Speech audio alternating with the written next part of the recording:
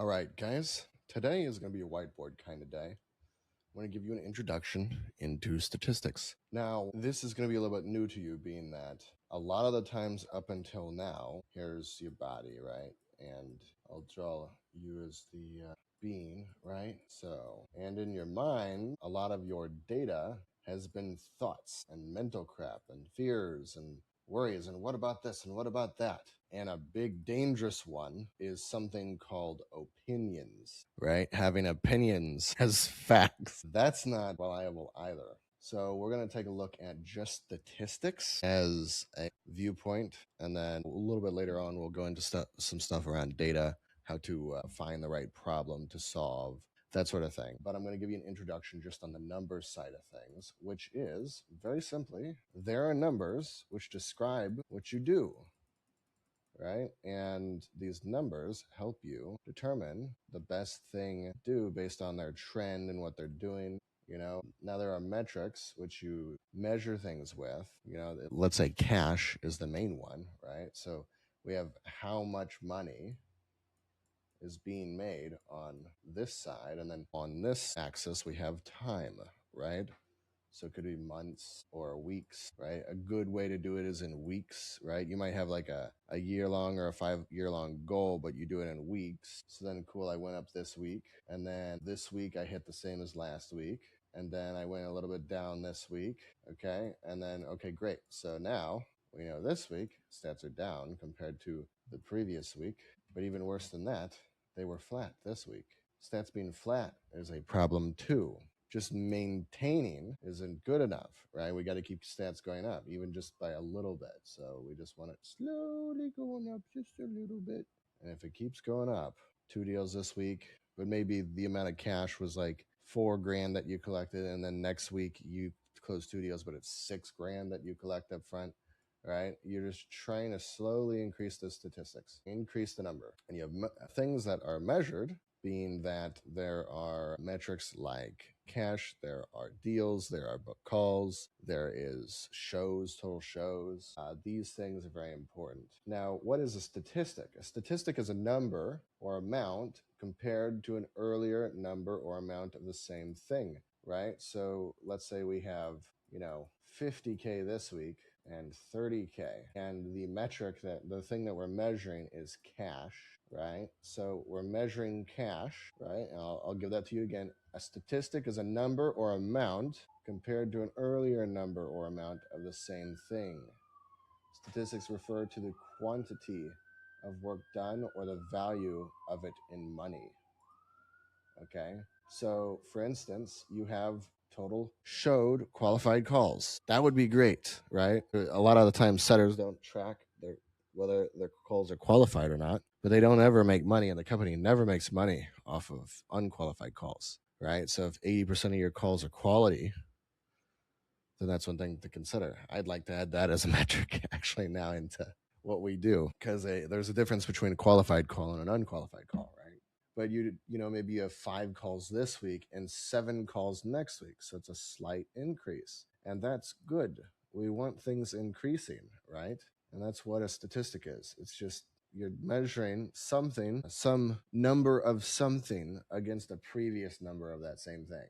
So if it was how many shoes you have, and I have 10 shoes, and next week I have 12 shoes, or next week I have 8 shoes, we can see that the amount of shoes that I have went down, right? And that would be a statistic. But in terms of work, it would be like how many dials you did this week versus last week. It would be how many follow-ups you did this week versus last week.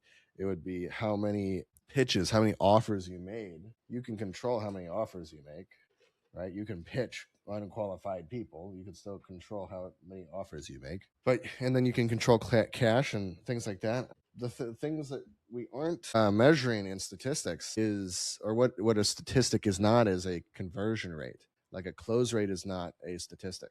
A close rate just tells you how many of one thing went to another stage. So let's say you have pipeline stages in your CRM, and you have booked, and you have showed, and you have offer made, and you have closed. A conversion rate is I have 100 here, and then 80 show up here.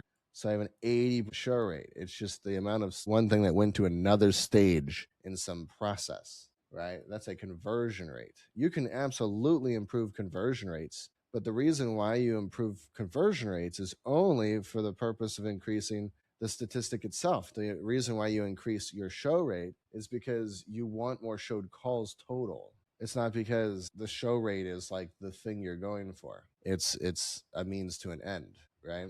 A down statistic means that the current number is less than it was, right? So if we take a look, a down statistic.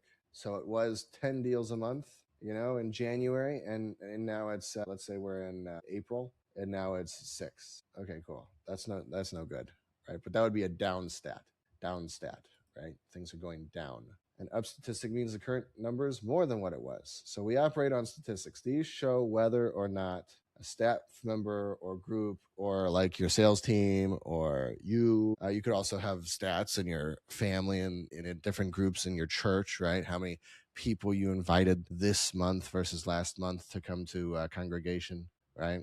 But they show whether or not a member or a group is working or not working as the work produces the statistic. If he doesn't work effectively, the statistic inevitably goes down. If he works effectively, the statistic goes up. So if we're taking a look at what we're trying to do inside of this program, we're trying to work more effectively. So over time, our statistics go up. And the reason why we handle the mindset stuff first before we do statistics is because the majority of what you're operating on is thoughts and feelings and beliefs and ideas, and none of it is statistics. So you're basically in la la land the whole time you're in your head, and you're not basing anything on reality.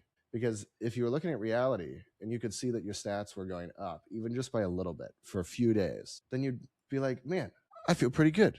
I got my stats up over the last few days, right? And then you wouldn't be so in your head. And who cares if I lost a deal? I just got to keep stats going up. I only have one thing. Okay, cool. I didn't close any deals today. Well, let me get 4 more offers out before I end the workday. Maybe I'll close a deal out of that. But it's going to average out over time. I'm going to have more people I can follow up with, more people I pitch, the more people I'm likely to close. And this is where people, all the big money people in sales say sales is a money game. People who say sales is not a money game, it's a numbers game. People who say sales is not a numbers game are people who add in things that are arbitrary. They're just made up, right? You say sales is about your skills. Yes, it is, for the purpose of increasing your numbers, increasing your conversions so you can produce more sales in less time. Power is the amount of work that you can get done in a unit of time. So what you're really trying to do is increase the power of your work. You put in 1 unit of work. So let's say 1 hour of dialing, and that produces 3 sales instead of half a sale or whatever it might be. So you're trying to increase your effectiveness. And the way that you tell if your sales training is working is if your stats are increasing. And it's not always if your conversion rates are increasing. And the reason why I say that is that I'm going to tell you, and you're probably going to find out through running your own statistics, that you need to take way more action. And in taking more action, you're going to have more imperfect action. And with more imperfect action, you're going to have some deals that don't close. And it might be at a little bit higher rate. And then it'll average out to where your conversions will increase to match the amount of effort that you're putting in. So if your close rate goes down, it'll eventually come back up. Don't you worry. But we're not here to increase close rates. We're not here to do anything other than increase your statistics. We want you collecting more cash week over week over week. And then whenever you go to, if you're running a business, obviously this is what you want forever. But if you want to get better sales roles, all you have to do them is show them your graph and say, if you'd like me to be this kind of sales rep in your company, then you got it. This is what I'm going to do. And then you can get hired way easier, because it's like dropping a commission check. Here's my last month's commission check. It was $40,000. And then they're like, I want to hire you. I want you producing a lot of money in my business, right? So you will increase your level of opportunity way more with your statistics than you will with your skill. You see how many people go through these sales training programs and how many of them don't make more money? It's because they want to, whenever they're working, they only tell if they're succeeding if they took a trip this month, or if they, went to the, if they only worked 4 hours a day. And that's what success is. Actually, no. Success is one thing. Are my stats going up? That's it. So that's how we measure success. If your stats are going up and your stats look like this, and you want to take a 4 hour day, or you want to take 2 days off, I'm going to say, you go right ahead, buddy boy. You who cares, right? But if your stats are like this, or if they're like barely going up, or if they're like this, no way in hell. You're going to screw yourself. Doesn't hurt me for your statistics to go down, except for the fact that you don't pay me if your stats are down because you don't have money, right? But it certainly hurts you if your stats go down. So hopefully I've hit it enough angles with you. Getting off of a sales call and feeling bummed out that you didn't close, it's reasonable. But like if we look at a stat on that, which is your mental state, right? Cool. I went from happy, and then 1 hour later I'm sad, and then okay, cool, what do I got to do to get the stat back up? Well, you could technically run a really quick like danger formula on this, and it would say change your, like, I'm totally paraphrasing, but it would be like change what you're doing, right? Change your habit, change the harmful action. The first step of danger is you're going to circumvent who's ever in that place, which is you. So you're just going to have to circumvent your current activities of being sad.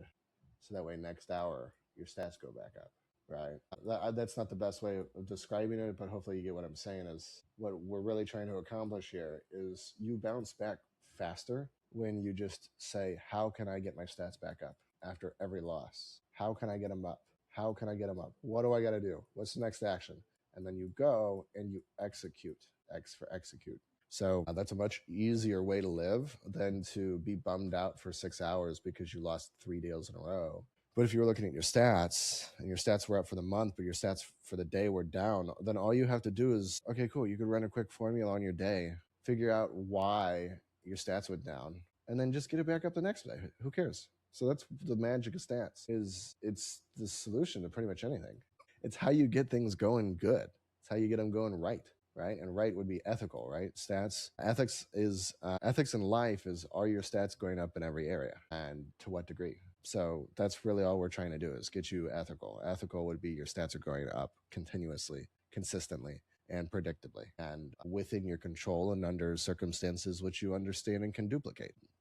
That's great. That's what we want, right? So that's what we're looking at in this section, is when our stats look like this, what do we do? When our stats look like this, what do we do?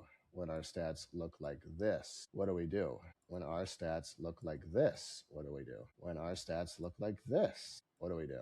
So that's what this section is going to be about. You're going to go through another section after this called, I'll call it data analysis. And that's going to be the second part of the statistics and data section. For right now, that's it. So I will see you in the next video. Please let me know if you have any questions. This is going to be a completely new topic to you. So it's okay if some of this is foreign. Please ask questions, but I'm going to go ahead and go into the next video. We're going to be covering the statistical trends, and then I'm going to be going through each one individually and showing you how to handle it. So that's it. I'll see you in the next video.